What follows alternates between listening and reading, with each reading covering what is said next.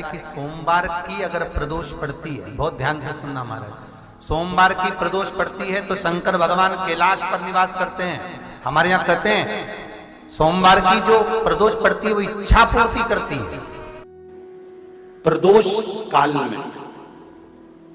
जिस समय पर सूर्य अस्त हो रहा हो, सूर्य डूबने का जब समय हो, चंद्रमा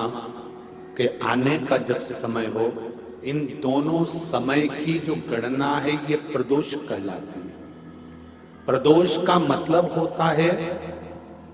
जिंदगी में करे हुए सारे दोषों को शंकर का नाम लेकर, शंकर की पूजन कर कर अपने दोष को शंकर को समर्पित कर देना, ये प्रदोष कहलाता है। हम तो कई लोगों से कहते हैं अगर आपके यहाँ संपदा नहीं आ रही है, बहुत मेहनत कर रहे हो, फल नहीं मिल रहा,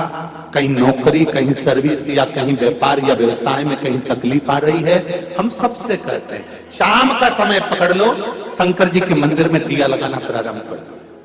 शिव मंदिर में अगर दिया नहीं लगा रहे हो तो बेलपत्री के पेड़ के नीचे दिया लगा दो। बेलपत्री और शंकर जी के मंदिर में दिया नहीं लगा रहे तो शंकर जी के मंदिर के बाहर चौखट पर दिया लगा दो। इतना भी नहीं कर सकते तो अपने घर के बाहर अपने द्वार पर दिया लगा दो, पर शंकर जी के नाम का श्री शिवाय नमस्तुभ्यम बोलकर शंकर भगवान को याद कर कर, अपनी कामना कर कर, बाबा का स्मरण कर कर, पंचाक्षर मंत्र नमः शिवाय, षडाक्षर मंत्र ओम नमः शिवाय, द्वादशाक्षर मंत्र ओम नमो भगवते वासुदेवाय, जो मंत्र तुमको याद है उसका स्मरण कर कर, लक्ष्मी हो चाहे नारायण हो चाहे राम हो चाहे कृष्ण हो, स्मरण कर कर शाम के समय बाहर दिया लगा दो, दरवाजे के पास लगा दो। वो सुनेगा जरूर, आएगा तो उसका वेलकम जरूर होगा और वो कुछ देकर जरूर जाएगा। एक बात अपने जीवन में उतार कर रखिएगा,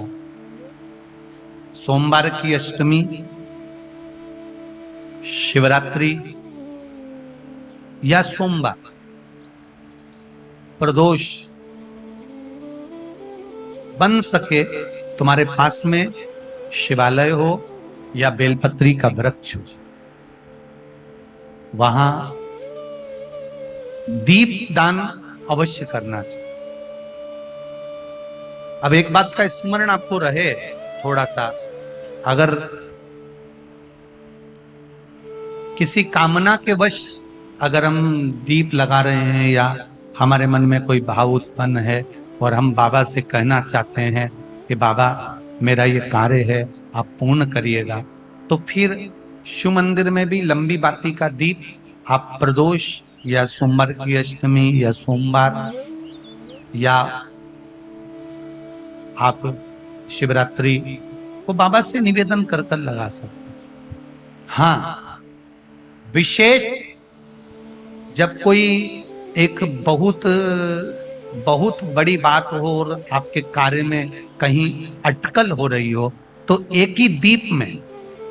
दो बातें, शिव और शक्ति, लंबी बाती बनाई शिव और शक्ति के नाम से, दो बाती एक साथ एक दीप में भी लगा सकते। पर कब? जब विशेष कोई आपका कार्य हो और वो अटक रहा, विशेष कोई कार्य और आप बाबा से प्रार्थना कर रहे हो तो दो बाती का भी प्रयोग आप कर सकते हो। ऐसे शिव तत्व को जानने, जिस प्रदोष व्रत का हम वर्णन करते हैं, जिस प्रदोष के दिन का आपको बधाई कल हमने दी थी कि प्रदोष की आपको बधाई हो, प्रदोष शाम का जो समय होता है, प्रदोष काल जो होता है, उसका वर्णन जब हम करते हैं, ये प्रदोष की पूजन का विधान किसने बनाया, ये प्रदोष की पूजन का नियम किसने बनाया, ये प्रदोष की संध्या काल का, प्रदोष के समय का पूजन का विधान कौन बनाया, ये प्रदोष के समय पर एक बेलपत्र चढ़ाने का विधान किसने बनाया, प्रदोष के समय पर एक समीपत्र चढ़ने का विधान किसने बनाया, प्रदोष के समय पर अगर मान लो कोई भिखारी से भिखारी व्यक्ति भी है जो ठेला चला रहा है, उसके पास में खाने के लिए कुछ नहीं है, फटे कपड़े पहन रहा है, उसकी जिंदगी में कुछ भी नहीं बचा और कर्जे में लदालूम हो गया, एक चावल का दाना अगर वो प्रदोष के दिन, प्रदोष काल में शाम के समय पर शंकर के शिवलिंग पर चढ़ा देता है तो 3 या 4 प्रदोष में उसका कर्जा चूकना प्रारंभ हो जाता है। प्रदोष का विधान, इतना ये प्रदोष का वर्णन करा किसने, इतना प्रदोष की महत्वता बताई किसने।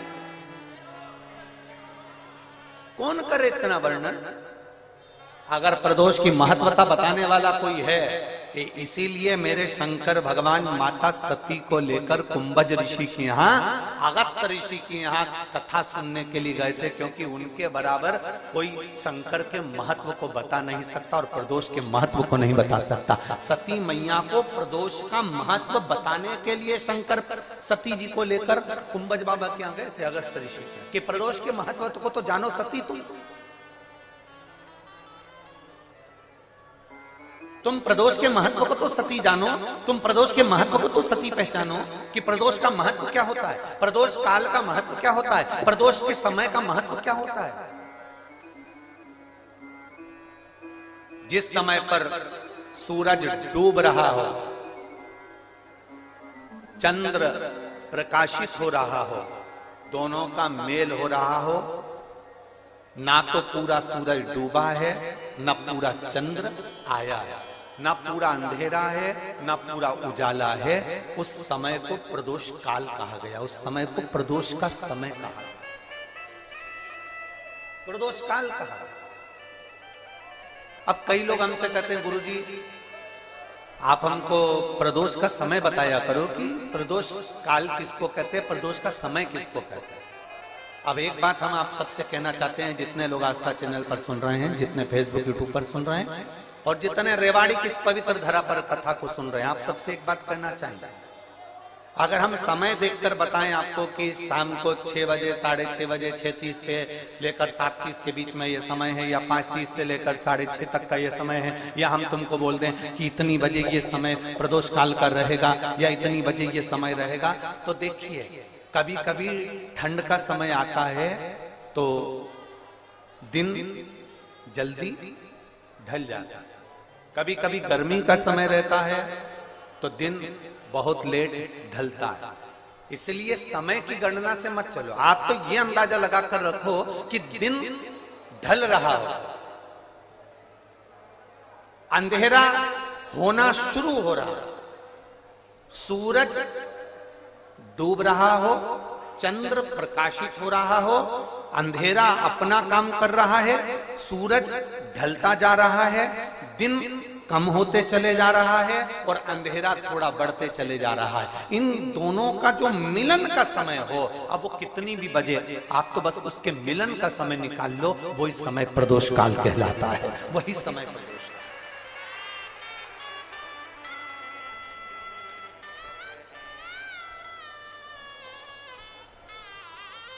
अब प्रदोष काल की पूजन का विधान किसने बनाया? कोई आपसे पूछे तो क्या बताओगे? जम के बोलो जल्दी से, कौन ने बताया था? अगस्त ऋषि। सबसे प्रयास करना, जब जब जिस जिस महीने में जो जो प्रदोष पढ़ा करे, जब प्रदोष पड़े, बन सके 1 बेलपत्र, बन सके 5 बेलपत्र, शमी पत्र, हरे मुंह, हरा मुंह, बेलपत्र, एक कलश के अंदर थोड़ा सा पानी लेकर 1 बेलपत्र, हरा मूंग, शमी पत्र डालकर और उसमें थोड़ा सा गुड़ डालकर भगवान शिव का स्मरण कर कर प्रदोष काल में, मान लो कोई काम आपका बहुत जरूरी है, बहुत दिनों से आप थक गए हैं, नहीं हो रहा, कर्जा बढ़ रहा है, धन नहीं आ रहा, व्यापार नहीं चढ़ रहा, या कोई समस्या बहुत प्रबल है, कोई एग्जाम में बैठ रहे हो नहीं हो रहा, परीक्षा भी दे दी है, रिजल्ट आने ही वाला है, तो भी प्रदोष काल में, प्रदोष के समय वो जल, मूंग, शमी पत्र और बेलपत्र और गुड़ का शंकर के शिवलिंग को समर्पित करना प्रारंभ कर दो। 2 या 3 प्रदोष करोगे, बाबा आपकी मनोकामना शीघ्र पूर्ण कर देगा। 2 या 3 करोगे, बाबा करेगा। कि हम अगर बीमारी के लिए कोई उपाय करें तो कौन सी प्रदोष पर करें, और लक्ष्मी के लिए कोई उपाय करें तो कौन सी प्रदोष पर करें, तो अच्छे से सुन लेना भाइयों। शुक्ल पक्ष में जो प्रदोष पड़ती है वो लक्ष्मी की वृद्धि के लिए होती है, कृष्ण पक्ष में जो प्रदोष पड़ती है वो रोग और बीमारी को मिटाने की होती है। तो जितने उपाय आपको प्रदोष के बताए जाते हैं उस हिसाब से आप करो कि शुक्ल पक्ष की प्रदोष है तो लक्ष्मी का कोई उपाय करना है तो हमें शुक्ल पक्ष की प्रदोष पे करना है। अगर हमें बीमारी से निपटने का कोई इलाज करना है या कोई उपाय करना है तो उसको कृष्ण पक्ष की प्रदोष पर करना है। अब शुक्ल पक्ष की प्रदोष, उसकी प्रदोष का दिन था, बैठा हुआ था।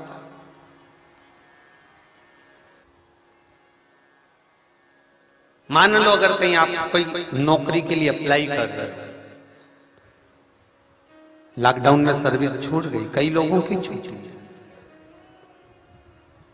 कंपनियां कई बंद भी हो गई, कई कंपनियों से निकाल भी दिया गया, कहीं पत्नी परेशान हो रही है, कहीं पति परेशान हो रहा है, आप कहीं अप्लाई कर रहे हो तो जैसा माता उमा ने प्रदोष काल में, प्रदोष के समय पर, प्रदोष काल के अंतर्गत बेलपत्री का स्मरण किया है, वो बेलपत्र का स्मरण अगर संसार का मनुष्य कर लेता है तो महाराज ब्रह्मवृत्ता पुराण कहती है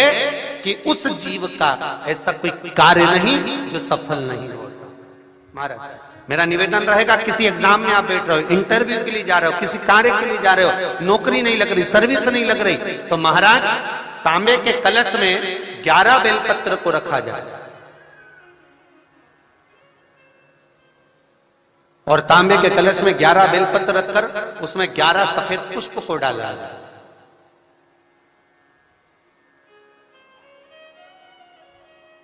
लाल चंदन घिसकर कटोरी में लेकर जाइए। प्रदोष के दिन,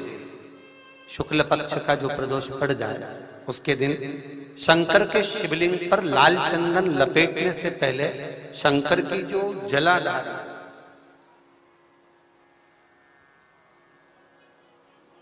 महाराज ये शिवलिंग है, ये शिवलिंग है और ये पूरी गोल और ये चरण, ये जलाधार, ठीक है। आपको पहले भी कहा है शंकर जी की पूरी जलाधारी में शंकर जी का संपूर्ण परिवार है। राइट जो चरण है जहां से पानी नीचे गिरता है वो गणेश जी का स्थान है, लेफ्ट कार्तिकेय जी का स्थान है, बीच में जो एक मोटी सी लाइन है वो अशोक सुंदरी का स्थान है। जहां पर शिवलिंग रखा हुआ है ये माता जगत जननी जगदम्बा का हस्त कमल है। शंकर भगवान को मां अपने हस्त कमल पर रखी हुई है। ऊपर से जो बूंद बूंद पानी जलाधारी से नीचे गिर रहा है ये शंकर भगवान की 5 लड़कियां हैं, जया, विषहरा, सामरीबारी, दोतली और देव। ये ऊपर से बूंद बूंद जल क्रीड़ा शंकर जी के साथ में करती हैं। शंकर भगवान का संपूर्ण परिवार जलाधारी में विराजमान है। शिव महापुराण कहती है, माता उमा का चरित्र कहता है, कोई एग्जाम में बैठ रहे हो, कोई कंपटीशन एग्जाम में बैठ रहे हो और चाहते हो कि मेरी नौकरी इसमें लगना ही चाहिए तो लाल चंदन का लेपन आपको इस पूरी जलाधारी पर करना है। लाल चंदन का लेपन पूरी जलाधारी पर करना। और महाराज जी जिस कलश में आपने घर से 11 बेलपत्र और 11 सफेद पुष्प जल के अंदर डालकर लाए हो उसको आप चढ़ाएंगे तो इस तरह से चढ़ाएंगे कि उसका भाग हमें दिखे चढ़ते समय। ऐसे नहीं चढ़ाना, उसको चढ़ाते समय इस तरह से चढ़ाएं कि वो जल का भाग हमारी ओर गिरता हुआ। महाराज जब आप वो समर्पित कर दें बेलपत्र पुष्प आदि सभी चीजें, उस चंदन का एक थोड़ा सा भाग पूरी जलाधारी पर हाथ फेर कर अपने दरवाजे पर आते आते उसका स्पर्श कर दें। जिस दरवाजे से आप एग्जाम देने के लिए जाओगे, जिस घर से आप जाओगे, अपने घर के किसी भी दरवाजे पर उसका हाथ लगा दें या कोई स्थान को छू लें। जिसको आप दरवाजे को खोलकर दरवाजे को स्पर्श कर कर या दीवार को छूकर या अलमारी को छूकर जिसको भी छूकर आप जाओगे उसका स्पर्श कर लेना। फिर आपको कुछ नहीं करना है, उमा और महेश ही सब कुछ करेंगे जो उनको करना है। सब साथ जगह जाकर प्रार्थना कर ली, निवेदन कर लिया, तो भी तुम्हारा अगर कोई काम ना बने तब एक काम जरूर करना, एक बेलपत्र, एक शमी पत्र, एक कनेर का फूल देवाधिदेव महादेव को प्रत्येक प्रदोष के दिन शिव जी को जल चढ़ाकर समर्पित करना प्रारंभ कर दो। 2 या 3 प्रदोष निकलेगी, मेरा देवाधिदेव महादेव तुम्हारी झोली खुशियों से सारी दुनिया का पुष्प। भाई भाई में विवाद हो रहा हो, जमीन के लिए विवाद हो रहा हो, किसी प्रॉपर्टी के लिए विवाद हो रहा हो, या किसी अन्य विवाद में पड़े हुए हो, या तुम्हारे दुश्मन बढ़ रहे हो, तो भी कनेर का पुष्प शिव को समर्पित किया जाता है। कनेर का पुष्प सुख प्रदान करता। शंकर भगवान ने कहा जब प्रदोष काल हो, शाम का समय हो, उस समय पर बेलपत्री, पीपल और आंवले के नीचे लक्ष्मी तो कुछ देर के लिए विराजमान हो जाना। जो तेरे इन वृक्षों के नीचे शाम को दीप लगाने आए उसके घर तो पीछे पीछे चली जाना। बस इतनी कृपा कर देना। नवग्रह बेकार है, एक काम करना, रोज अपने घर से 1 लोटा जल लेकर शंकर को समर्पित करना, और प्रदोष का दिन हो और प्रदोष काल हो, 1 धतूरा शंकर भगवान को समर्पित करना प्रारंभ कर दे, तेरे सारे ग्रह प्रबल हो जाए। 20 प्रदोष में से कोई भी प्रदोष का दिन हो और प्रदोष काल में आप अपने घर से जल